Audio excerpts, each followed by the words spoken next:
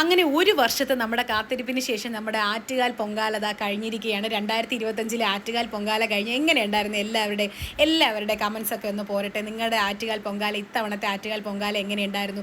തെരളി, മണ്ടപ്പുറ്റ് എല്ലാം ഉണ്ടാക്കിയോ?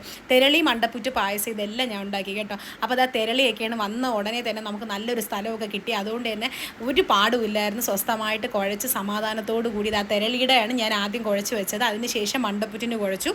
സമാധാനത്തോടെ ഇരുന്ന് നമുക്ക് ചെയ്യാൻ പറ്റിയ ഒരു സ്ഥലമാണ് എനിക്ക് കിട്ടിയത്. ഭയങ്കര സന്തോഷമുണ്ട്.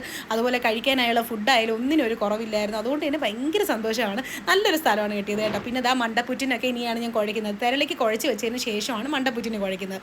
തെരളി ഇതുപോലെ ഇങ്ങനെ നല്ല നെയ്യൊക്കെ ഒഴിച്ച് എടുക്കുമ്പോൾ നല്ലൊരു ടേസ്റ്റാണ് കേട്ടോ. അപ്പോൾ ഞാൻ കുറേ നെയ്യൊക്കെ ഒഴിച്ചാണ് ഇത് ഉണ്ടാക്കി എടുത്തത്. അടിപൊളിയായിരുന്നു കേട്ടോ.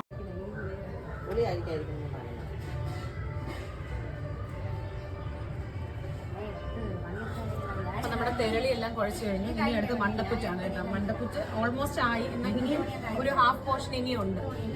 അപ്പോൾ അതുകൂടെ ആയാൽ ഇനി നമുക്ക് അടുപ്പെല്ലാം റെഡിയാക്കാം. അടുപ്പൊന്നും ഞാൻ ചെയ്തിട്ടില്ല. ഇനി അത് മൺകലമൊക്കെ വെച്ച് ഒന്ന് റെഡിയാക്കണം.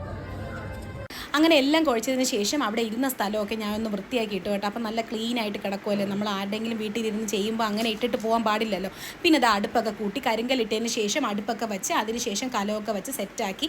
എന്നിട്ട് നമ്മൾ രാവിലത്തെ അന്നദാനം വാങ്ങാൻ പോയി. ഉപ്പുമാവും പിന്നെ അതുപോലെ ഇത്തിരി കടലക്കറിയാണ് കിട്ടിയത്. നല്ല ടേസ്റ്റ് ആയിരുന്നു കേട്ടോ. നല്ല ചൂടോടുകൂടി കഴിച്ചു. അതിനുശേഷം ഇതാ പണ്ടാരടുപ്പ് കത്തിച്ചു.